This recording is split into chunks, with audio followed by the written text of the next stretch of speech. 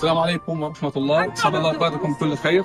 اليوم الموافق 15 أكتوبر 2025 نقوم بتوزيع حليب أطفال على الأسر النازحة في مواصل خان يونس، وذلك بتبرع كريم من فريق الأمل وفريق سيف هيومانيتي وآرا وفريق آرا. بارك الله فيهم وبارك عليهم وأجزل لهم العطاء. طبعا هذه الفرق الدعم مقدم من ماليزيا وسنغافورة وبيرني وأندونيسيا وأستراليا. بارك الله فيكم. ولنبلونكم بشيء من الخوف والجوع ونقص من الأموال والأنفس والثمرات وبشر الصابرين الذين إذا أصابتهم مصيبة قالوا إنا لله وإنا إليه راجعون.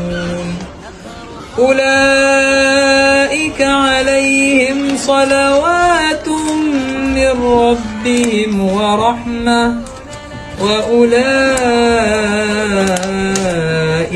هم المهتدون.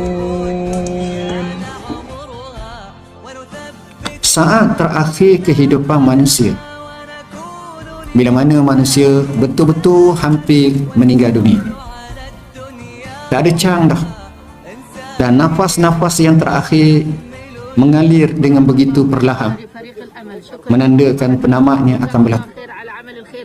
Dalam keadaan seperti ini, manusia sebolehnya mohon kepada Tuhan satu perkara, kerana nak melaksanakan satu perkara. Mohon satu kerana nak laksanakan satu. Apa kata manusia hamba Allah ini?